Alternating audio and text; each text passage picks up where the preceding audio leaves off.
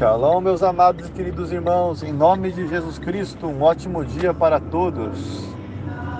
Paz seja convosco, meus amados. Como vão? Espero que tudo bem. Me veio uma palavra bem agora, uma palavra muito bonita, conversando com um pastor evangélico, que é amigo de um pastor amigo meu,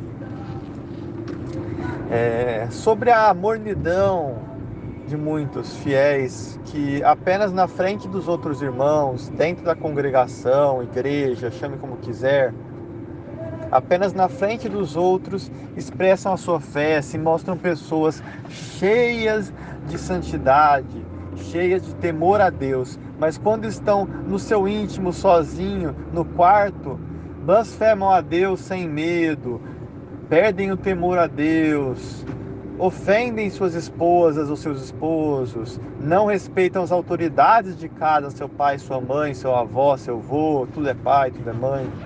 Não respeitam seus filhos, esquecem de cuidar de seus filhos, deixam seus filhos no celular, vendo o que bem entender. Se esquecem que a responsabilidade para com a educação dos filhos vem primeiramente da casa. Não dão exemplo de amor entre a marido e mulher para seus concubinos, mesmo aqueles não casados, suas namoradas, aqueles que acabaram de ter filhos sem estar casado. Eles não dão o exemplo.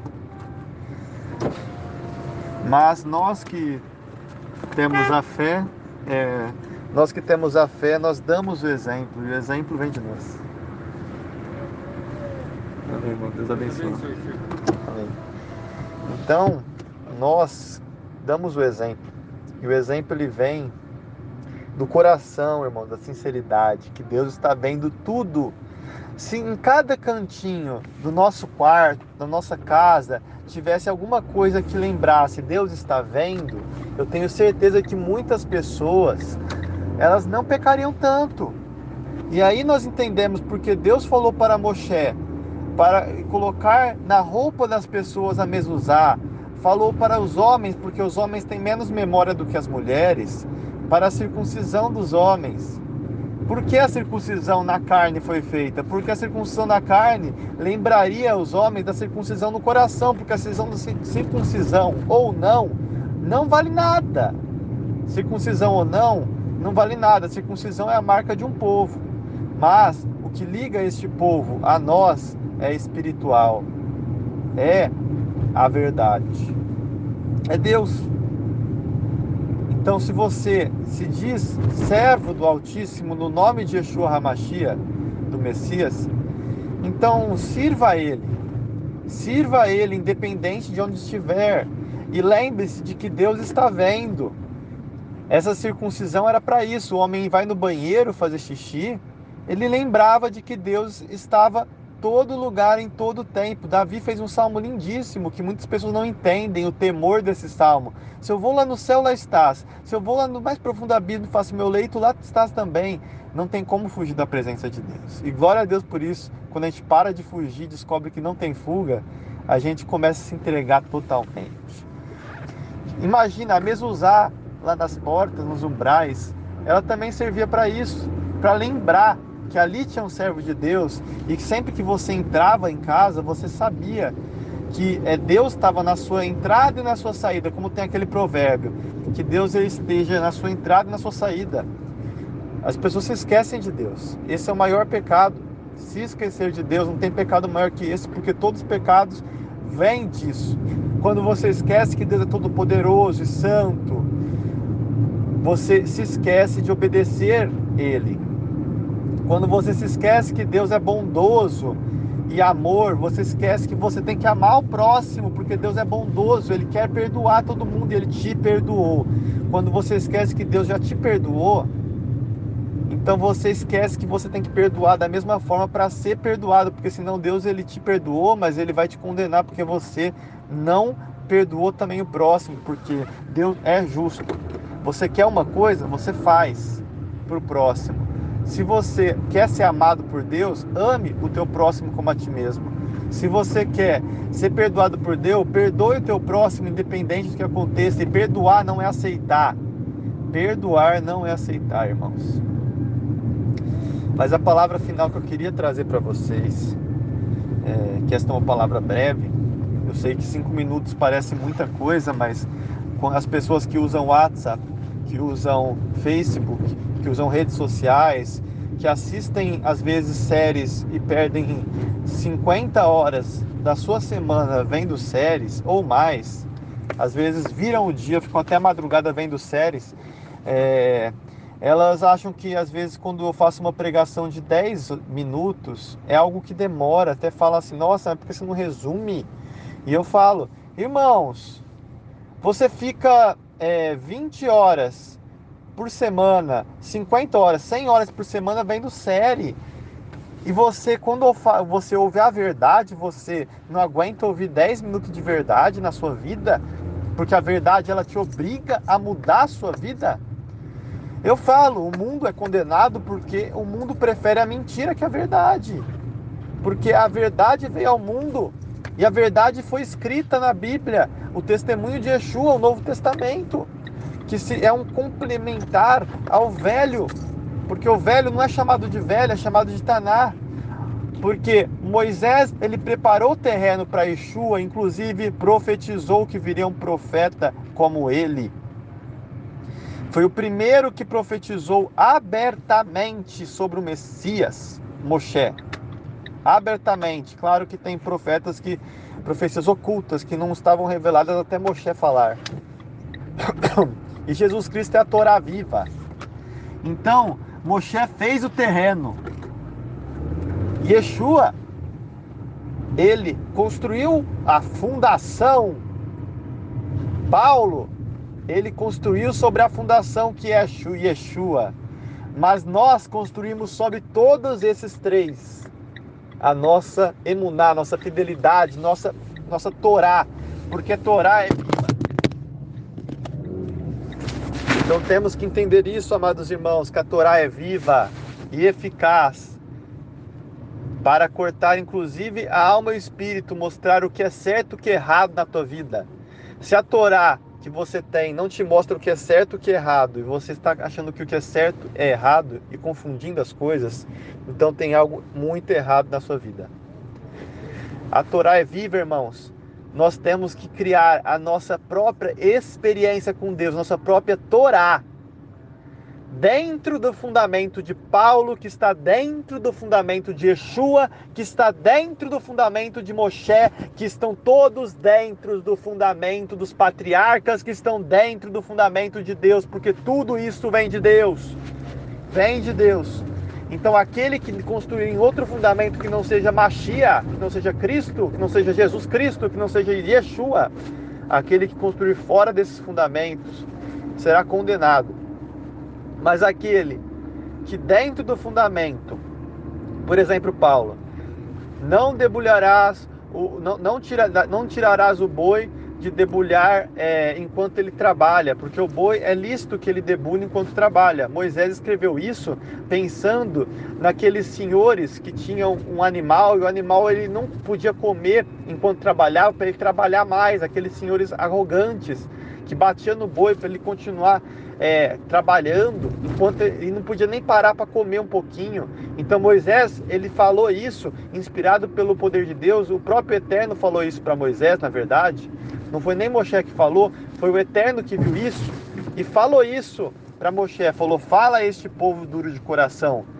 Deus diz para deixar o boi debulhar enquanto ele trabalha.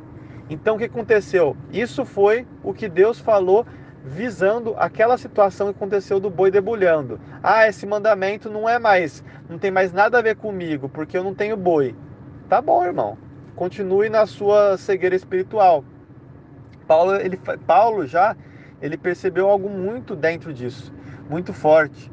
Ele percebeu que era lícito que ele debulhasse um pouco da obra, recebesse ofertas voluntárias para poder trabalhar, para que não ficasse pesado o seu trabalho. Os irmãos que estavam usufruindo do seu trabalho espiritual, eles pagassem para ele sustento, pagassem moradia, pagassem alimento e pagassem o básico do básico do básico, porque todo servo de Deus tem que viver do básico.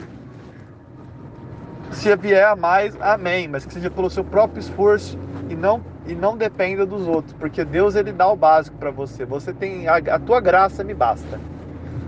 Então, o que é incrível é isso, irmãos. Paulo, ele planificou a Torá de Moshe. Não foi Jesus Cristo não que falou isso. Yeshua não falou isso. Mas está conflitando ao ensinamento de Yeshua? Está contra o que Jesus Cristo disse? Não. Porque Jesus Cristo nunca foi contra a Torá, irmãos. Nunca. Jesus Cristo nunca falou. Mas aí Paulo fala, a letra mata. E os irmãos interpretam isso que não tem mais que estudar a Bíblia. Mas aí que acontece? Meu povo perece por falta de conhecer a Torá, por ignorância da vontade de Deus. Meu povo perece por ignorância. Jesus Cristo falou isso para um povo que era muito mais bem instruído que a gente na Torá e na lei e nos profetas. Então, quando nós estamos distantes, nós gentios que nos achamos muito, que como Romanos 11, nós somos aqueles que se acham Israel, se colocam no lugar, mas é a grande prostituta que faz isso. Porque de nós, dos nossos pais, dos gentios, veio o quê? Veio desobediência, veio desrespeito a Deus, veio morte, veio destruição, veio tanta coisa ruim, irmãos, tanta coisa ruim.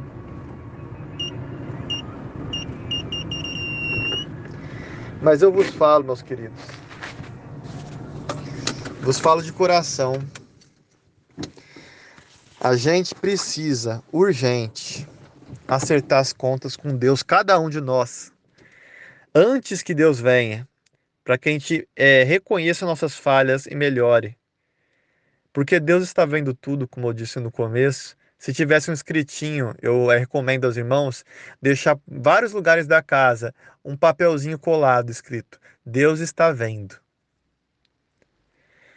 Então, em vez de ficar pensando que Deus te ama, só Deus te ama, Deus te ama, Deus te ama, Deus te ama, mas por isso que Deus te ama, Ele está vendo você. Se Deus não te amasse, Ele deixava você ser destruído pelo seu próprio pecado. Porque aquele que na ignorância peca, ele na ignorância vai ser condenado. A única diferença entre nós que temos mais conhecimento e vocês que têm menos, eu digo isso porque eu estou adentrando nos conhecimentos do hebraico, nos conhecimentos dos originais, nos conhecimentos mais próximos de Yeshua, nos conhecimentos que nos colocam nós gentios como aqueles gentios que habitavam entre os judeus em Israel. Porém, nós não estamos habitando dentro de Israel, mas espiritualmente estamos conectados pela ciência, pelo conhecimento, pela forma de pensar, pelo amor, por Yeshua, porque é por ele que nos conectamos, conhecendo quem ele era, Yeshua, filho de Davi, judeu da tribo de Judá. Conhecendo tudo isso e sabendo que Jesus Cristo só vai voltar quando a plenitude dos gentios for encontrada e essa plenitude dos gentios levantar um espírito de súplica e de bênção a Deus, reconhecendo Jesus Cristo como Messias dentro de Israel, somente assim eles vão clamar, porque as pessoas dispensionalistas de Israel, que dizem que Israel não é mais importante, ou elas se colocam como elas importantes, a igreja somos nós, e se esquecem que a igreja tem que estar conectada a Israel, literalmente conectada, toda a sua vontade tem que estar conectada ao quê? Porque é muito engraçado, irmãos. Eles acham que nosso Deus é Deus injusto. Deus fez com que judeus, como Paulo, como todos os apóstolos, eles fizessem com que os gentios descobrissem as boas novas de Yeshua. E Deus, ele fez com que Israel, ela tivesse 2000 anos de luta, tribulação, para que eles viessem a se amadurecer e se arrepender espiritualmente. Chegar mais próximo ao entendimento do Messias, porque eles estavam o quê? Cheios da Torá, eles estavam cheios da lei, só que eles não, o que eles falavam, eles não praticavam, então a lei matou eles, entendeu? A lei, se você não tiver a lei, você está morto. Porque você não reconhece seu pecado e você está pecando e você vai morrer. O cego que caminha outro cego, os dois caem no precipício. Meu povo perece por falta de entendimento, por ignorância. Então a gente tem que saber disso. A lei é boa. O mandamento é justo, santo e bom, Paulo disse. Mas meu povo perece por ignorância. Só que o problema é o quê? Você tem que aprender aos poucos essa lei. Pouquinho em pouquinho. Tem pessoa que tá louca para aprender tudo de uma vez. Não, você tem que aprender aos pouquinhos. E aos pouquinhos você vai aprendendo o que Deus fala que é certo e que é errado, você vai entendendo o amor de Deus. Entendendo o amor de Deus, você vai discernindo o que é certo e o que é errado perante o eterno. E isso está muito claro. Deus não é Deus de confusão. Tem pessoa que diz que foi abolido, que mudou, divide a Bíblia em dois, fala que tem o Deus mau do Velho Testamento, Deus bom do Novo, e fica na ignorância completa suprema, sem entender que aquilo era uma outra cultura, outro povo, e sem entender que a nossa cultura e nosso povo está afastado de Deus. É difícil falar isso, mas nós estamos afastados de Deus. Nosso povo gentil, nossas cidades estão afastadas de Deus de uma forma que a nossa própria forma de pensar, ela é contra Deus. É difícil falar isso, mas é um fato. A nossa forma de pensar, ela é pontual, ela é fixa no ego. Ela é uma forma de pensar o que a gente vê visualmente as coisas. Quando no hebraico está escrito uma palavra que simboliza tanto carvalho quanto búfalo, e é a mesma palavra, e o profeta ele quer te passar falando aquela palavra, ele não quer te passar o animal, aquela coisa. Ele quer te passar que é força, é um ser criado por Deus forte. Então, o ser humano, ele, quando tem isso que é o hebraico que quer passar, as pessoas, os tradutores, eles querem ler o quê? Eles querem entender se é búfalo ou se é carvalho. Enquanto o hebreu verdadeiro do espírito, ele quer entender o que está por trás disso. Ele quer entender aquela característica, aquele ser. Porque para quem realmente é judeu espiritual, e isso não há nem judeu, nem gentil, nem nada, quem é filho de Deus, e os enxertados, que somos nós, como os que não são, para Deus não faz diferença. O que há diferença são mandamentos que referentes ao povo judeu. Mas a diferença é isso. Mas o que Deus não faz diferença, que tem irmãos também que ficam achando que tem que virar judeu, deixar a barba crescer e tudo. Não. Eu acabei de falar que o visual para Deus não importa. O visual para Deus, ele tem que ser uma coisa respeitosa, mas o que define ao povo não importa, é claro. Se você tem uma alma boa, justa, você tem um espírito que ele é sincero, um espírito que ele é bondoso, um espírito que ele é correto, um espírito que ele é respeitoso, que ele é digno, que é limpo. Então você vai vestir roupas limpas, vai dentro do possível, claro, porque se você estiver numa situação que não dá, não dá, mas você vai tentar se vestir bem, ter uma aparência limpa, uma aparência correta de servo de Deus. Você vai ter um visual dentro da tua cultura, do teu clima, porque também não precisa usar calça jeans em todo lugar, inclusive correr de calça jeans, que é uma loucura religiosa, porque nós podemos usar roupas esportivas dentro da situação adequada. Quando você vai correr no meio da rua, fazer um esporte, você tem que usar uma roupa adequada. Inclusive, quando ia pescar, os apóstolos ficavam até pelados entre os homens e tudo. Por quê? Por quê? Se tem que usar roupa comprida e tudo aquelas coisas lá, homem e mulher, coisa religiosa. Isso é falta de entendimento. A gente tem que entender que a situação define a roupa. A roupa tem que ser respeitosa, mas também não podemos ficar passando aquelas irmãs que vai no meio da praia, elas vão ter que ficar com uma roupa tudo assim. É claro que é horrível aquelas coisas lá. Primeiro que aquela praia que as mulheres têm que ficar seminua em praia é horrível. É isso que é horroroso. Mas a irmã, ela não precisa é, usar uma roupa, tipo um vestido na praia. É claro que a praia, tipo, eu não gosto mais de praia, porque a praia acaba atraindo muito destino e coisa assim. Foi um exemplo até ruim que eu dei, porque é uma coisa ruim a praia. Hoje em dia, não tem jeito. Você vai atrair olhares, a outra pessoa vai atrair olhares. Só que você vai na praia, sabendo que as pessoas elas vão te olhar. Você vai ainda usar uma roupa assim, vai na praia com uma roupa super, como posso te falar, um vestido. Ah, só pode usar saia. Eu tô exagerando, mas tem gente que faz isso, chega a fazer isso. Então vai ficar estranho. Vai com é, uma roupa esportiva. Vai, você homem, vai com um short. Vai com um short lá na praia. Fica com um short e uma camisa. Quando você vai nadar, você tira a camisa. E tudo bem. E fica no seu canto, fica mais isolado, não fica no meio das pessoas traindo aparência, fica num lugar mais isolado. Geralmente, pessoa que tem mais assim, essa questão assim de entender as coisas de Deus, elas buscam nos lugares que elas vão no mundo, porque Deus ele sabe que a gente está inserido no mundo mal. Elas buscam ficar num lugar mais distante, um lugar mais recatado, fora dos olhos das pessoas, para não atrair, por exemplo, concupiscência do olho, nada disso. Então, a gente se isola, a gente vai num cantinho, mas essa coisa de ter que ficar, o homem e a mulher, sempre com aquela vestimenta base, inclusive em casa, essa coisa de congregação cristã, de Igreja de Deus Sétimo Dia, de várias igrejas que tem isso, tem que o homem e a mulher ficam sempre com aquele vestido e o homem sempre com aquele jeans, com calça, assim, não pode usar um short. No máximo, quando tá em casa sozinho, usa o short. Se você sair na rua usando short, é pecado. Isso é muito errado. É muito errado. Temos que ter o bom senso. Temos que discernir, olhando no espelho, se estamos querendo atrair o outro ou não.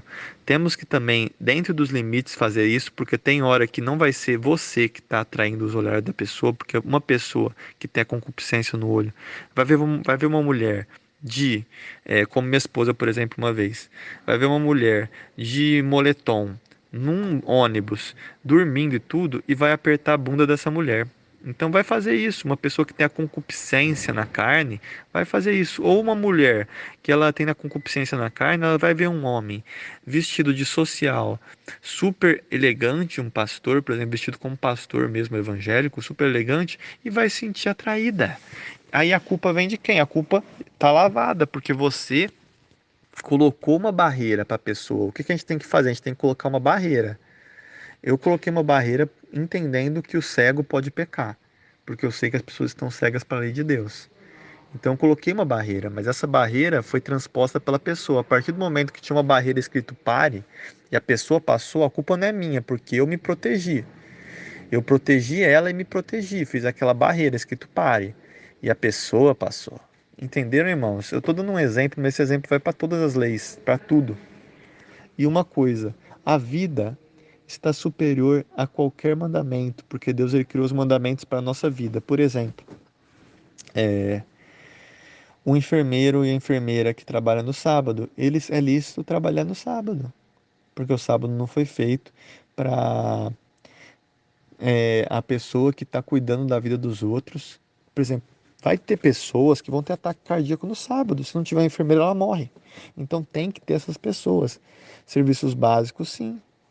Mas aí é aí que entra a nossa vontade de querer servir a Deus, nosso amor. O enfermeiro e a enfermeira entender que parte desse dinheiro tem que ser transmitido para caridade, para entender que realmente esse trabalho no sábado é uma coisa que ela é boa para Deus. Se você está fazendo isso como caridade, você vai trabalhar melhor, entendeu? Porque tem que ter alguém que trabalha no sábado. Tem pessoas que falam, todo mundo que tem a fé adventista ou de alguma igreja semelhante a essa, não trabalha no sábado, ora para Deus, mesmo sendo enfermeiro ou enfermeira, ora para não trabalhar no sábado. Não tem isso. Não tem isso na Bíblia.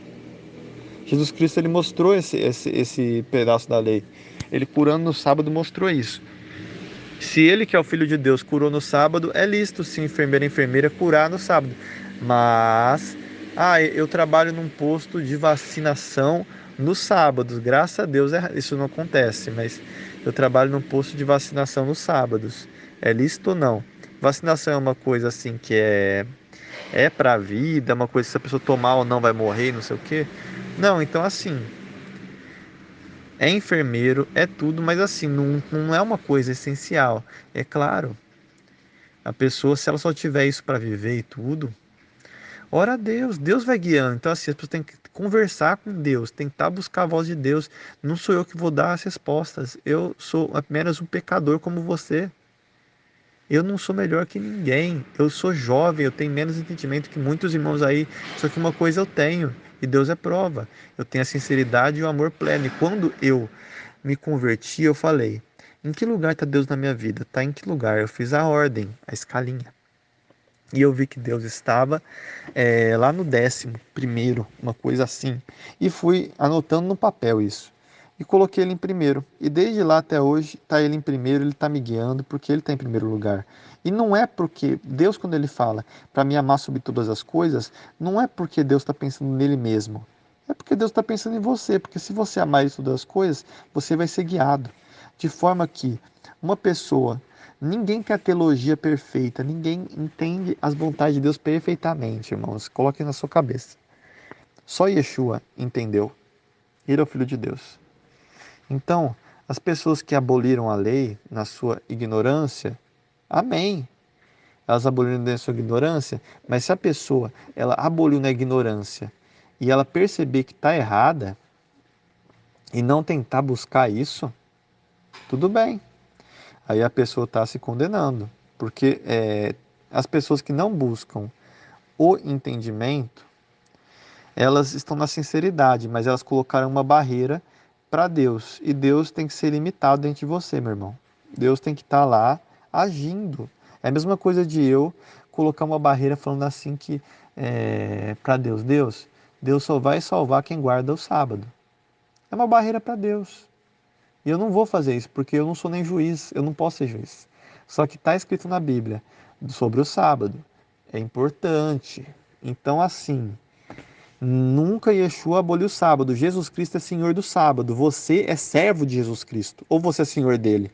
Então, se Jesus Cristo é Senhor do sábado e ele guarda o sábado e ele é Senhor desse sábado, porque por ele ser Senhor do sábado, você que é servo dele não vai guardar o sábado. Se ele é o Senhor, você não vai guardar o que ele é Senhor? Então quer dizer que Jesus Cristo é Senhor da vida, Jesus Cristo é Senhor do amor, então você não vai guardar o amor, porque Ele é Senhor do amor, Ele é Senhor da vida, você vai sair matando, você vai sair roubando, porque Ele é Senhor, só porque Ele é Senhor, então eu posso guardar. Eu não entendo esse argumento religioso hipócrita, eu não entendo. Se o sábado foi feito para o homem, não o homem para o sábado, logo o sábado não foi feito para o povo de Israel. E o sábado foi planificado, irmãos. A forma justa e boa de guardar o sábado é o que está escrito, é a base, é o princípio ativo da instrução de Deus. É guardar e santificar. Quem guarda o sábado, ele se lembra dele, então ele vai guardar e todo sábado vai estar parando de trabalhar. E santificando, ele vai estar fazendo o quê? Ele não vai estar ofendendo, vai estar fazendo bem, não vai estar acendendo chama de contenda no sábado, vai estar guardando conforme a vontade do Eterno. Isso é guardar e santificar. Santificar é o azeite. O azeite, ele, como é que o azeite faz na água? A água são multidões, povos, nações e línguas. E o azeite na água, o que o azeite ele faz? O azeite está no meio da água. Você mistura ele no meio de uma guerra, alguma coisa. O azeite não se mistura com a água. Ele está no meio do povo que é pecador, mas ele não se mistura com o pecado, entendeu? Porque a gente tem que odiar o pecado e amar o pecador. Odiar o que as pessoas fazem de errado, mas amar as pessoas no nosso limite de força, entendendo que nós não somos santos e perfeitos. E se a gente querer colocar uma carga muito pesada nas nossas costas, a gente vai cair, vai quebrar a costa e não vai se levantar mais. Só quando Deus fizer um milagre e levantar de novo. E Ele só vai fazer esse milagre quando você reconhecer a sua fraqueza e sua limitação, porque tem gente que quer salvar o mundo, eu sou uma delas. E não dá. Então a gente tem que entender o tempo das pessoas, tem que entender que Deus, ele vai libertar a pessoa de algum lugar que tem coisa errada, somente quando a pessoa estiver madura o suficiente, porque é muito melhor um irmão que é dizimista num sistema religioso que tem pecado, mas ele é fiel lá, e ele faz a tzedaká, ele ajuda os pobres, ele faz as coisas, ele está orando, está congregando com os irmãos, ele leva os filhos lá, os filhos aprendem sobre um pouco da palavra de Deus lá. Então ele está lá, na sua total sinceridade lá, se esforçando ao máximo. É melhor isso, é difícil falar isso, mas é melhor isso do que ele está no mundo. e se perder, porque tem pessoas que elas não conseguem viver sem ter essa congregação, porque eles precisam disso, de um pastor, de alguém assim lá, falando tudo para eles certinho, para conseguir ter um contato com Deus, porque eles são visuais, eles não têm esse contato com Deus que os judeus têm, muito mais facilmente, inclusive pela língua deles, como eu falei aquela hora. A língua deles é uma língua espiritual. A nossa língua é uma língua visual. A nossa língua, quando a gente busca ver um lugar, a gente vê tipo assim, eu estou vendo um ecossistema cheio de coisas. O que o judeu vai falar? Eu estou vendo uma floresta. E no meio dessa floresta, foto dessa floresta, tem tipo um antílope. O que vai falar o grego? Vai falar quando ele vê uma floresta e no meio da floresta tem um antílope. O grego vai falar, eu estou vendo um antílope. Eu estou vendo um animal. O grego vai ver o ponto. Nós somos gregos. E eles vão ver o quê? Vão ver a totalidade. Isso é espiritual. É você ver a causa e não a consequência. É você ver o princípio e o fim, e não o meio. E a gente só fica nesse meio, enrolando, se enrolando. Essa cultura ocidental que foi criada desde Alexandre o Magno, espalhada, é um veneno. E esse veneno, junto com o capitalismo e junto com a questão do socialismo também, que é outro veneno, e junto com esse globalismo, que é a mistura de todas essas coisas, e destruiu as culturas. Destruiu aquele tempo junto com a internet, que é uma coisa ótima, mas também ao mesmo tempo é terrível. Destruiu aquele tempo que as pessoas, junto com a TV também, ficavam sentadas conversando das coisas. E as pessoas elas não tinham tanto assunto quanto nós, porque nós temos informação rápida e a rodo. Entretenimento, a palavra que Satanás mais gosta. Satanás ama essa palavra, entretenimento. O que que é isso?